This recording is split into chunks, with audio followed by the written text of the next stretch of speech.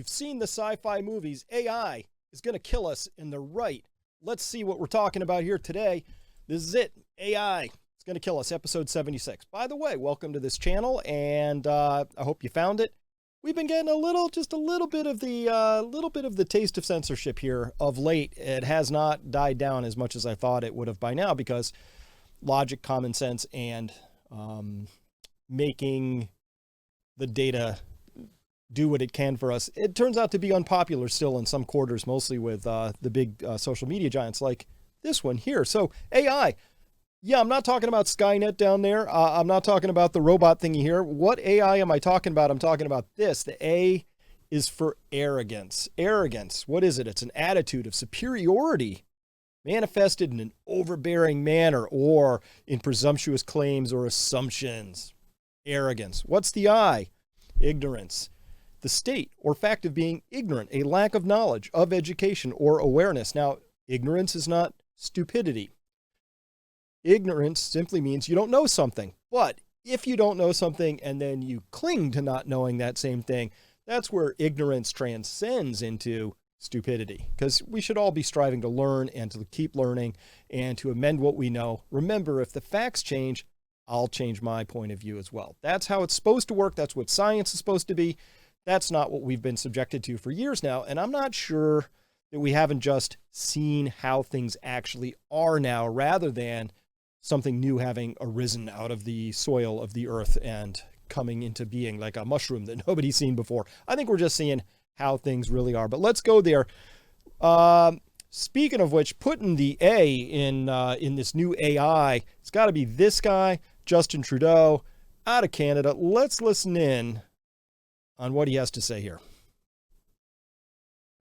We will create a $1 billion COVID-19 proof of vaccination fund. This is back a while ago.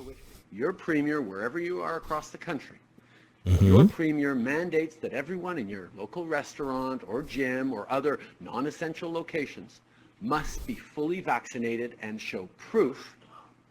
We'll pay for the development and rollout of that program. A vaccine mandate for non-essential businesses is a good idea. It keeps people safe. It encourages everyone to do the right thing. It keeps our businesses open, and it keeps our economy rebuilding.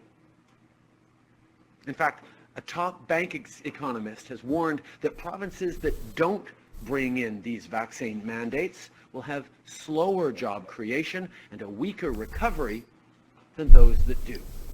That didn't turn out to be true. Jobs for businesses or for anyone. This is about doing the right thing and the smart thing.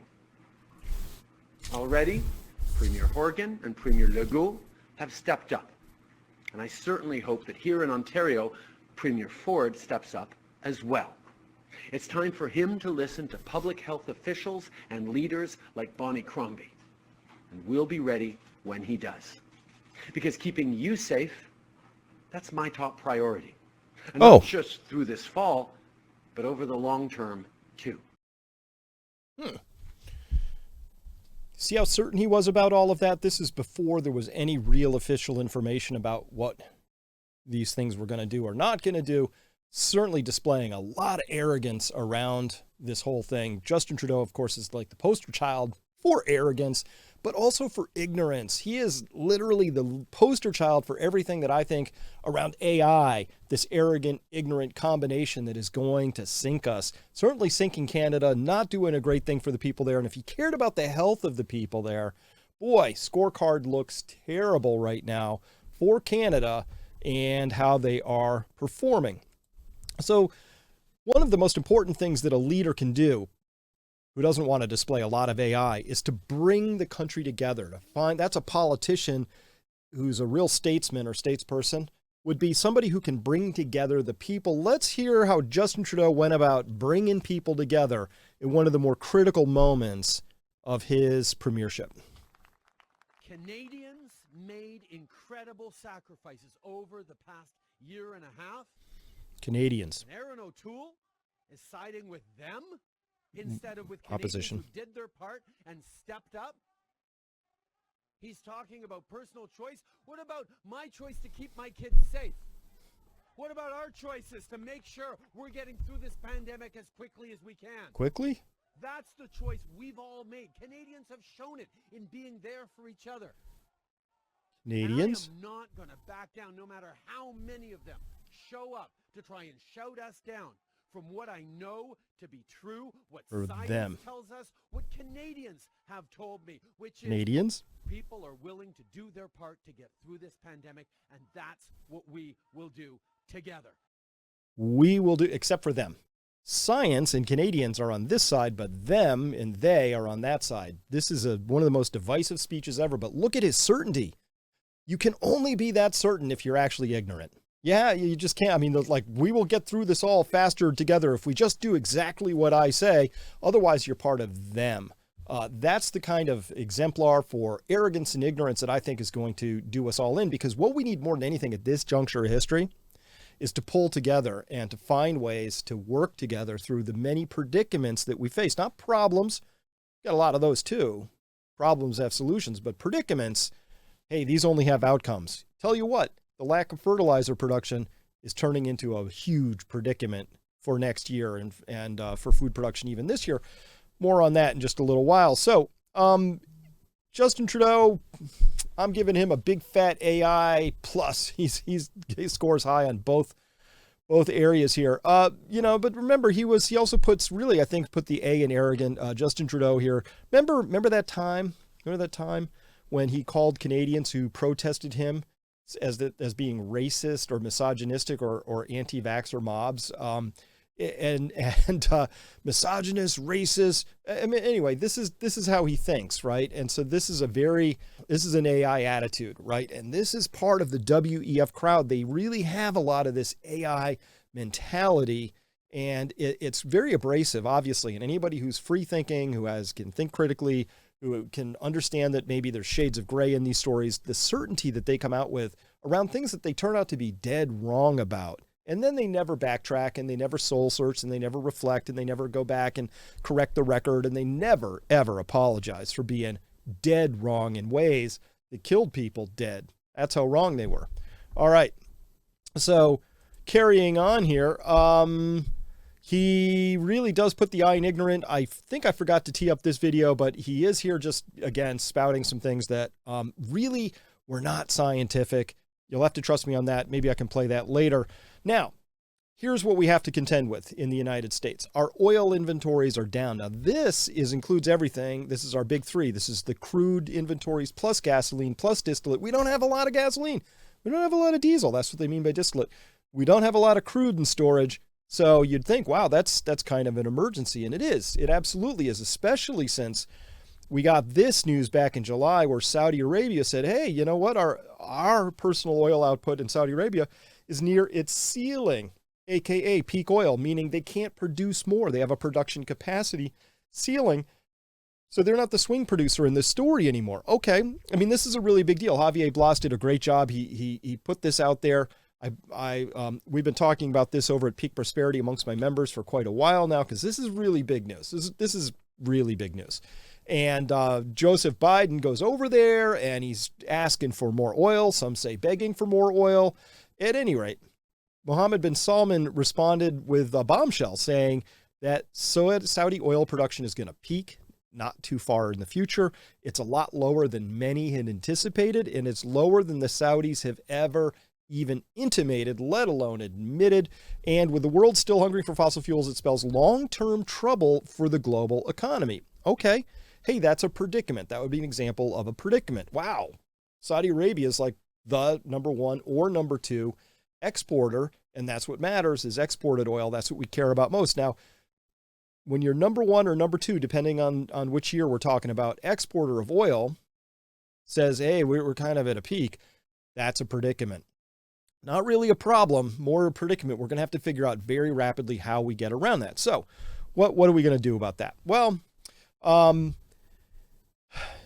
down in purple down there, it bears repeating, Saudi Arabia, the holder of the world's largest oil reserves and the cheapest of those oil reserves, is telling the world that in the not so distant future, it will not have any additional capacity to increase production. Let that sink in. This is a bombshell. Boom. All right. So, as if we needed more confirmation of that, here was this crazy moment where outside of a meeting with cameras rolling, pretending he's whispering, Macron, who's heading there right behind Joe Biden, has this to say before this report even came out that we just saw from Javier Blas. Let's listen in. It's kind of hard to hear, but we'll get through it together. So I got him, he told me two things. One, I'm at the maximum. What he claims. Maximum. This is my complete commitment. Second, he told me, according to us, that the Saudis can increase a little bit, but 150 or a little bit more, when they don't have huge capacities. And this is before 6 months time. For 6 months time. So this is Macron of France telling the world, because he obviously doesn't just accidentally say something with cameras zooming in that tight. He said the Saudis are at their production maximum, maybe just a little bit more, 150,000 barrels per day, he said, but maybe just a little bit more, but no more than that. Right? So that was clearly meant not, he wasn't just conveying that to Joe Biden and the rest of the people around there. He's conveying that to the world, doing what he can to say, hey, there's a thing coming. This is really big, giant news. Now, this is all happening in the context of what's going on in Europe with Russia, et cetera. By the way, when I said number one or number two exporter, who's also flip-flopping around that number one, number two slot there? That would be Russia, right? So right now we know that the number one, number two exporting nations in the world for oil having a little difficulty maybe getting more out the gate for various reasons, but it's really a big deal. So given all of that, and given this is a set of comments that were hidden down deep in the Dallas Federal Reserve. There's 12 regional feds. Dallas Fed is one of the regions. And because it's Dallas, they go out and they poll the energy companies. And so often they have some really illuminating questions and comments that come in, and they print those up. Here's special questions and comments that came out. This was in the 2022 second quarter comments from the Federal Reserve. And an oil and exploration production oil firm wrote in pink down there, this is a comment from an oil insider, an executive, quote, "The real energy crisis isn't even here yet. The United States Energy Information Administration forecast the U.S. oil production to average 12.5 million barrels a day for the next 30 years. This is all but impossible. Shale will likely tip into terminal decline in about 5 years as the main shale plays run out of locations. Unfortunately, by then, most of the individuals with incumbent knowledge about offshore and international development will have retired. The brain drain in the industry will create a real and much larger crisis in the mid to late 2020s. End quote. Big deal, right? This is a huge deal. If you don't know about this, you need to study more about this. My crash course over at Peak Prosperity goes into energy economics. We're going to be covering a lot more of this as this year unfolds, because this is the biggest thing ever. If you thought COVID was big, in terms of its impact on your life, your family, your future prospects, your hopes, your dreams, your income, wait till you see what worldwide recognition of limits production capacities. Peak oil, when it comes to energy, the master resource oil. So this is the reality right here. The U.S. Energy Information Administration, the EIA, is busy telling ourselves fantasy fictions. They're as useful as the CDC and telling us what we need to know about medical stuff. Just narratives and junk and politicized sort of output. At any rate, this is the reality. So given that Joe Biden has gone over to Saudi Arabia and said, hey, can you pump some more? And they are like, well, maybe not. We're kind of near a production peak anyway. So do with that what you will. What would be the rational response in a situation like that? Not this. This is pure ignorance right here. Wall Street Journal summed it up. Federal oil leases slow to a trickle, not just a trickle, but they almost halted completely under Biden, comparing them to Kennedy, Johnson, Nixon, Ford, Carter, Reagan, Bush, Clinton, second Bush, Obama, Trump, and then there's Biden down there. It's just 0.13 million acres leased out so far, and this is comparing the first 19 months of administration. So we're not leasing. So if you can't lease, you can't explore. If you can't explore, you can't find. If you can't find, you can't produce. This is going to have a really huge impact on future oil production within the United States. So this is a form of ignorance that's profound. This maybe is coming from the ESG side. Maybe it's coming from something more hostile than that, where There's people out there within this administration who are actively seeking to take the country down. Well, if you want to, the surest thing you can do is to knock the energy side of the story, which of course Europe very handily has done to itself. Now, as a quick aside, I would like to remind you that from time to time, that thing over there, that word right there, that happens to me here on this channel if you're watching this on YouTube. Otherwise, you might be watching it on one of the other channels. I'll tell you where in a second. And if you want to make sure you don't miss any of my content, or you want to go deeper and you want to hear more about these topics, come on by, join, become a member. We've got 3 levels of membership there. Find the one that works best for you. If for whatever reason you feel like you haven't been hearing from me, I'm still producing content. Here are all the places that you can follow me. First, at my website, peakprosperity.com. Here's a direct link to the membership. On Twitter, I am at Chris Martenson. Over there on Sovereign, I am increasingly going to be putting my stuff there. I'm also found on Odyssey, Rumble, and of course here, what helps here on YouTube, if this is where you're watching it, hit the subscribe button, hit the like button if you care to. And by the way, to close out this whole part, here's reactions to the last episode that we produced for our subscribers over at Peak Prosperity. I'll let you read it down there, but people obviously very happy with the kind of reporting that they're getting and the value that they feel they get from not just getting information, but getting to it before anybody else gets to it. Gives you time for the all-important adjustment reaction, and also to make changes in your life if necessary in terms of, I don't know, buying things, getting in and out of stock market, things like that. That's the service we provide. Early warning. I am the information scout. Speaking of which, boy, I warned way back in early this year, I was warning about the energy situation in Europe that was going to be very bad. And because, by the way, this energy situation was getting bad in Europe even before the Russian invasion of Ukraine in February of 21. We were already seeing very steep rises in the price of natural gas and other input energy feedstocks in Europe starting, I don't know, 5-6 months prior to that. So this was already game afoot. And here, Robert Habeck of Germany, they have 3 nuclear power plants. They're going to shut one down because the Green Party has power there, and they want the other 2 nuclear power plants in Germany as an emergency reserve. So not only are these plants not going to be producing, but they're going to be on standby. When a nuclear plant is on hot standby, it is not only not producing electricity, it's consuming power because it needs power to help cool itself down because those rods are constantly hot, right? Remember, that's what happened in Fukushima. They couldn't cool the building. They couldn't cool the pools down, and then they melted down. So these things are actually going to be net negative when nuclear is probably the most important net positive you could have for the European grid and grid stability. So Germany is not extending the life of those plants, and it's only going to keep them around under current plans as an emergency up through spring of 2023, but then that's it. This is obviously, I think, one of the more ignorant things that could possibly be done. But Habeck doesn't stop there. He was on a question and answer on a show recently in Germany. He was asked, do you expect a wave of bankruptcies at the end of this winter? Because, power costs through the roof for these poor German manufacturers and businesses and households. And he said, no. I can imagine certain industries will simply stop producing for a while. And then they're not automatically going to go bankrupt, but they might stop selling. If I stop selling, then I don't earn any more money. No reason to go bankrupt, he said. It's like, wow, have you ever been in business before?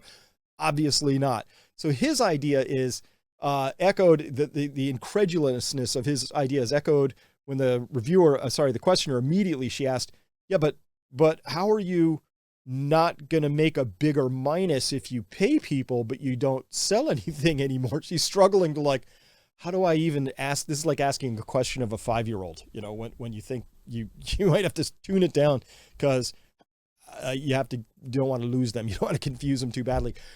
Literally, Habeck said, our companies are just going to stop selling stuff, but that's not necessarily any reason for them to go bankrupt or insolvent, right?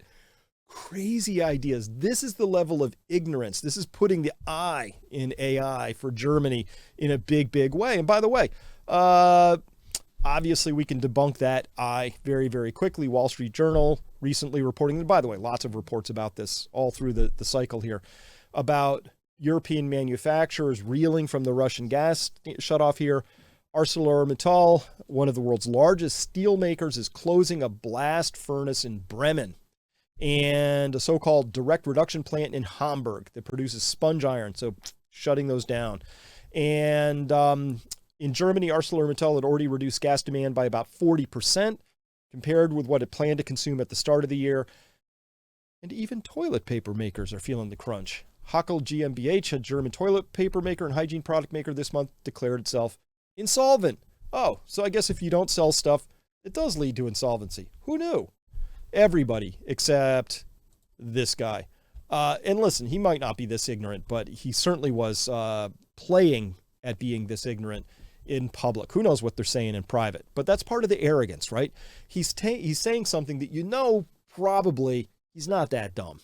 But he's going to pretend he's that ignorant because he has the arrogance of thinking, I can't be honest with you. The German people or the people of the world can't be honest with you. And this is very much a WEF modern politician sort of I guess politicians have always been this way, but it feels really more in our face, a little more obvious than usual now. And so we're seeing a lot of that going on. Now, speaking of predicaments, said I'd get to it. Oh, and no NH3, that's ammonia, no ammonia fertilizer this fall or probably next year. According to the CRU group, which does a lot of fertilizer analysis, European fertilizer producers in the region are currently losing $2,000 for every ton of ammonia produced. So, according to Habeck, they either continue to sell that and don't go insolvent, or they stop selling it and don't go insolvent. Actually, they're just going to stop selling it because it's only so long you can produce things at a loss before you're out of business, right? Much of the fertilizer production in Europe requires natural gas. It's being shut down due to high prices. Now, this is very easy to make a prediction about. Remember I said you get to be early to things. No fertilizer being made today means none being put on the fields this fall or next spring. If they don't have the fertilizer in Europe because they didn't produce it, they're going to have to import it from somewhere else. All you have to do is find out that you can't afford to produce it for 1 or 2 seasons, and you are going to be a permanent importer because you will be importing it from lower cost regions of the world. Maybe they'll make ammonia plants in the Middle East. You'll be buying it from the United States, where gas costs, natural gas costs, are a fraction of what they are in Europe. This is going to eviscerate the European fertilizer manufacturer business. So A, there's going to be shortages. B, even if you could get it there, the farmers might not be able to afford it, so they'll put less on. You'll have lower yields. But more importantly, from a long-term standpoint, this is going to destroy those businesses. They will go insolvent. They will simply stop producing. In fact, all of Germany, it pretty much can owe all of its prosperity, standards of living, its high standards of living, due to the fact that it is a wickedly good, productive economic powerhouse. They make stuff. They take $20 billion worth of natural gas from Russia, principally, and they turn it into $2 trillion worth of awesome things like BMWs and high-end pumps and all kinds of crazy good stuff. Great German engineering, right? So what's going to happen, though, is Germany is now going to be uncompetitive. And because of that, its manufacturing is going to get hollowed out. And there is no amount of government handouts and printing and, whatever they're going to have to do from a emergency make works, patch it up kind of a way that's going to correct the idea that Germany's industries are being hollowed out and destroyed. All right, so that's pretty ignorant. Nobody should do that to themselves willy-nilly. Of course, that's a pretty bad thing. Yeah, let's go here real quick because I put this in the wrong spot. I want it here. So here's the Germany's foreign minister. Let's listen in. I find this pretty shocking. I give the promise to people in Ukraine, we stand with you as long as you need us. Then I want to deliver, no matter what my German voters think, but I want to deliver to the people of Ukraine. And this is why, for me, it's important to be always very frank and clear. Ryan, and can this you back means that up? Every measure What did she I'm say? taking. But if I give the promise to people no matter in Ukraine, what? we stand with no you matter what as Germans long think? as you need us. Then I want to deliver, no matter what my German voters think, but I want to deliver to the people That of is what she said. Ukraine. And this is why, for me, it's important to be always very frank and clear. And this means every measure I'm taking, I have to be clear that this holds on as long as Ukraine needs me. We are facing now a winter time where we will be challenged as democratic politicians. People will go on the street and say, we cannot pay our energy prices. And I will say, yes, I know, so we help you with social measures.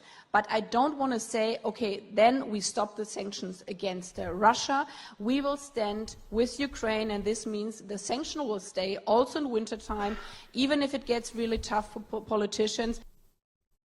Even if it gets really tough for politicians. Listen, I know you might be out in the streets demonstrating about the fact that you're, freezing to death.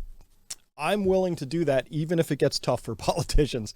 Again, the arrogance that's just dripping off of this lady is really astonishing. The sanctions will stay all through the wintertime, even if it gets really tough for politicians. You know what? I'm kind of getting this vibe, which in translation, yes, many of my fellow Germans will suffer, but that is a sacrifice I am willing to make. I've heard that before. I think that's word Farquhar down there in Shrek. Some of you may die, but that is a sacrifice I am willing to make. Getting that vibe, it's really that bad. I mean, this is super, super arrogant. We don't care what you want, German citizens. Doesn't matter. Doesn't matter if you're cold. Doesn't matter if your industries are hollowed out. Doesn't matter if your jobs go away. We have to make some sacrifices, and I'm willing to, even as a politician, even if it gets tough for us politicians, I'm willing to make those sacrifices. That's what this lady actually said. And it wasn't like a hot mic moment where she got caught saying something half drunk that she only thinks privately. This is out in public. And so again, when I say AI is going to kill us, this arrogance and ignorance is being worn proudly out in public by those who have donned the shawl of the AI mantle. It's just astonishing. All right. So after the fertilizer situation, now I think we have to talk about how the WEF, the World Economic Forum, the Davos crowd, their AI, they've got farmers under attack. Of course, we've been talking about this for a while now. The Dutch farmers, they were in an uproar over plans to curb animal numbers to cut nitrogen emissions. And of course, they were going to have to cut fertilizer use as well. And so that's a big deal. So that was why do I say that's a WEF thing? Because we know the WEF has been talking about this for a long time. Remember them, the you'll own nothing and be happy crowd, them, the you'll eat much less meat and more crickets crowd. You might consider it an occasional treat, but it's not a staple, not for you any longer. And it's for the good of the environment and for our health. Now, that's the hour that includes you, but not the hour that includes all the WF people who will continue to have prime rib and filet mignon at their Davos get-togethers, guaranteed. But of course, the arrogance of this is around WF founder Klaus Schwab. He's calling for this great narrative. I mean, they want to reshape everything. This is the great reset. They want to redo everything from cultural traditions or doing away with them to how international trade is conducted, whether we're going to have central bank digital currencies, how tracked you're going to be, what you're going to eat, what you're going to wear, how often you're going to consume, whether you're going to have a positive or negative interest rate. They want it all to be under their control. And of course, when you do something like this, you can't just come out and say that, although they did. You have to start somewhere. So they started here by saying, you know what? What if we could convince people that it's the Dutch farmers, that they're the place we have to start? Because, well, for the good of our health and the environment, right? And it spread pretty rapidly. So Irish farmers saying they're going to be forced to cull cows, have to kill their cows to meet climate targets. Ireland? Really? Irish farmers? That's where this problem is starting? We're not going to look at this. This is just a flight tracker for flights in the air at any 1 minute. I just grabbed this snapshot right before this presentation. Imagine, though, being convinced that cows are the problem, but you ignore this, right? It's crazy. And, to start with farmers, too, it's kind of weird because it's very easy to find these headlines. They're everywhere related to some of the climate or weather. The weather instabilities, we've been having droughts here, floods there. It's been very bad for harvest. Plus the lack of fertilizer on the fields, that's been bad for yields. Yeah, it's pretty strong. And then it's very easy, of course, to find these headlines, right? We are in a global food crisis that will wreak havoc on local economies and trigger civil unrest. Global food crisis sees 150 million more women than men going hungry, and it's going to get worse. So somehow this is also sexist. UN says the global food crisis is about affordability, not availability. Oops. And Burkina Faso, almost 2 million people displaced amid worst food crisis in a decade. So we're seeing headlines. This is just a sampling. These headlines are everywhere now. So you read headlines like this, and the first thing you think, same as me, if we were WF types, we'd be thinking, you know what? We ought to pinch on those Dutch farmers. You know what? Maybe we should pinch on the Irish farmers too. Just, whatever. That's where the problem lies. So we're going to be talking about this, and I go into much more detail and speak a little more freely back at my website. This is what part 2 of this is going to look like. We have to talk about enemy action, and I believe what we're going to see is the coming collapse of society and probably the economy. So we'll be talking about that in part 2. If you want to join, come on by Peak Prosperity and check us out there. It's going to be a good conversation. This is going to be a good one. All right, Mark Rutte of Holland. He's a WF plant. He obviously, he's all over the WF website, goes there all the time, one of their young leaders, and he's very out of tune with his own people. He's got a bigger ideology, a bigger set of ideas, but he said he can't take away farmers' concerns. It's like, yeah, you guys, you gals, you farmers here in Holland, I know you're concerned, but can't do anything about it. You see, we have these climate goals that are more important than anything you might be talking about. So the farmers started blocking roads and spraying manure over buildings and, doing things farmers can do. And so Mark Rutte immediately just dips into projection, which is the mental process by which people attribute to others what's in their own minds. He slams the life-threatening farmer protests, ignoring for the fact that maybe starving people is also life-threatening. He missed out on that part. Quote, Prime Minister Mark Rutte urged farmers on Thursday to end their life-threatening protests against government environmental plans after several roads were blocked by fires and manure. Oh no. Quote down there, the protests by a small group of farmers on highways yesterday and this morning are unacceptable. He said, willfully endangering others, damaging our infrastructure, and threatening people who help clean up is beyond all limits, he said on Twitter. Well, I also think starving people fits all of those same things. So this is the classic case of the WF crowd and all those who are supporters of them. They do this projection thing, right? Usually what they're accusing their opponents of is actually their own prime trait, right? Remember, there was all that, oh my God, we're really worried about Nazis in the US. And it turned out, well, they were more like Nazis than anybody they were even worrying about, right? In the sense of wanting to deny people the right to earn a living, to want to have people canceled, to have people in prison, to on and on and on, because they shared a different set of ideas or dared to contradict even what they were saying. It was our way or the highway, right? So Mark Rutte is part of that whole thing and engaging in classic projection. So, but let's just put it in context. These are global CO2 emissions, which is just one part of the overall greenhouse gas emission sector. But some claim that the cows fit into that little green band down in there. And what a weird place to start.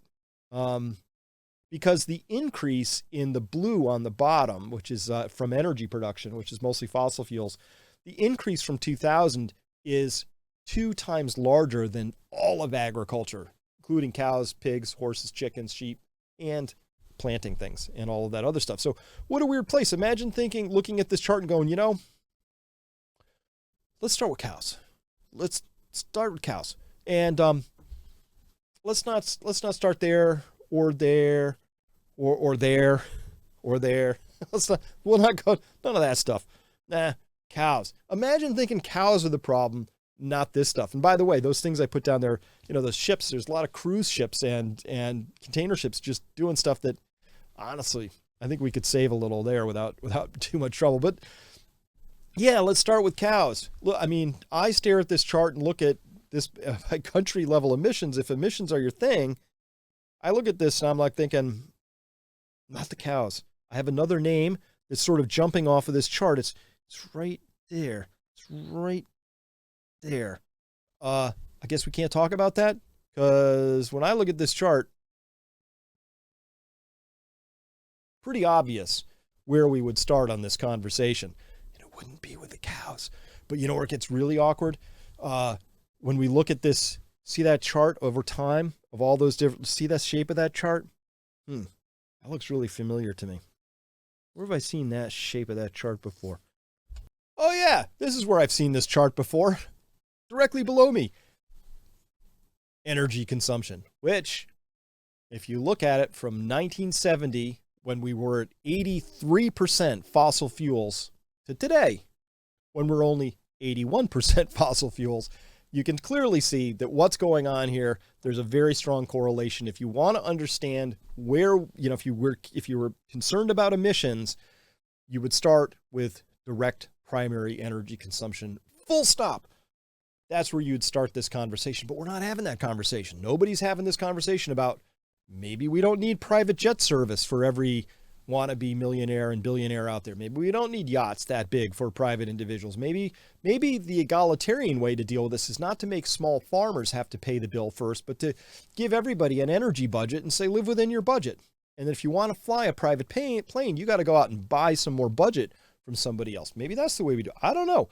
But at any rate, insane to me from a common sense standpoint that you would even begin the conversation with cows when this is the story that you should be talking about if this is your actual aim. But of course, this may not be their actual aim. It may not be about climate change.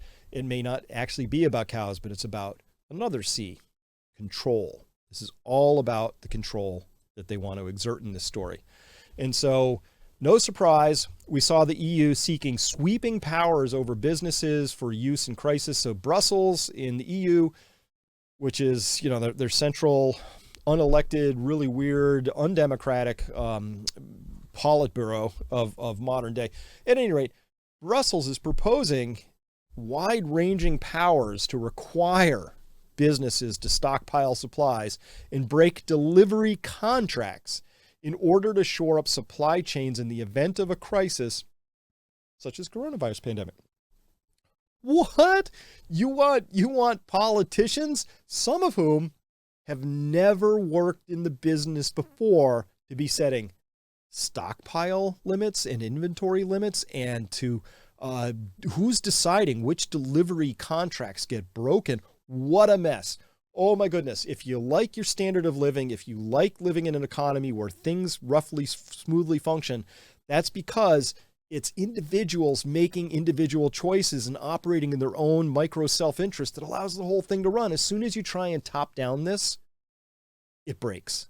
That's clearly the lesson of history. And no, it's not going to be better this time because our smartphones are smarter. Not how this works. At any rate, draft legislation the Financial Times found here on September 5th says that the European Commission would give itself considerable leeway to declare an emergency. Oh my gosh. There's people protesting in the street again about their energy bills. Emergency, right? You can just feel it coming, right? It's pretty obvious how this is going to go. Businesses, for their part, are unhappy after being briefed on the plan, which is intended to protect the single market from supply shocks. That's the intention. Road to hell is paved with those things. It's not going to work out like they think. Quote, we would be very concerned if this proposal was adopted in such an interventionist shape, says Martinas Barrias, director of the Internal Market Business Europe, which represents the employers in the bloc. It could oblige member states to override contract law, force companies to disclose commercially sensitive information and share their stockpiled products, or dictate their production under any type of crisis the Commission decides upon, end quote.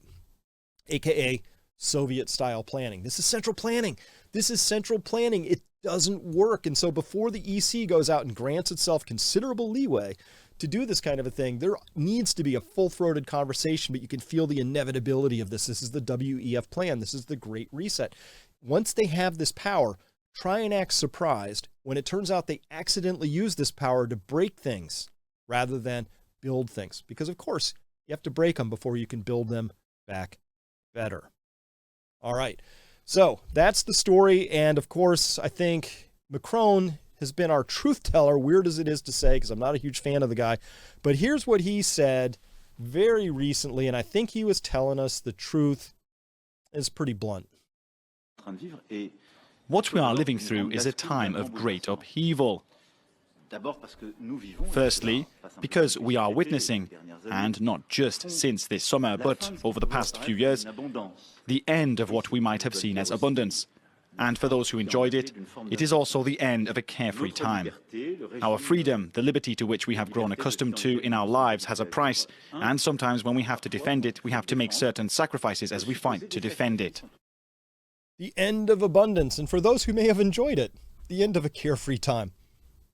Just that. So, oh my gosh, wow. But he's right. It is the end of the age of abundance, and of course, it could be a very rocky, very sudden, very dramatic end. If it turns out the monkeys in power go out and try and monkey around with entire global, integrated, complicated, complex, just-in-time delivery systems, where if you break a single strand in that web, sometimes the whole thing falls down at that point in time. The idea that we're going to have bureaucrats and technocrats micromanaging the continent-wide or even larger, global-wide economies is ridiculous, but they're going to try anyway. They're going to break it. It's not going to work out. They're going to try, and the reason it's not going to work is because our economy is a complex system. Complex systems cannot be managed. They can only be influenced, and then you have to watch and see what emerges. I have great faith in individuals making their own decisions based on prices that accurately reflect reality, based on information that is as true and as complete as we know we can make it, based on data that is accurate as best as we can understand it at that point in time. Not perfect, but it's the best system we've got. And we have people who are very interventionists, and they're going to try and remake a better system. And of course, those who would seek to create heaven on earth always seem to create hell, right? To misquote Karl Popper on that one. At any rate, that's the story I have for you today. Again, if you want to see part 2 of this, we're going to dive into this a little bit more deeply, because I actually think this is not just arrogance and ignorance, it's actually enemy action. All right. Thank you very much for listening. Look forward to talking with you again in the future and seeing you down in the comments, and also if you're watching this premiere on the chat. Remember, hit like, hit subscribe, and we'll see you next time. Bye.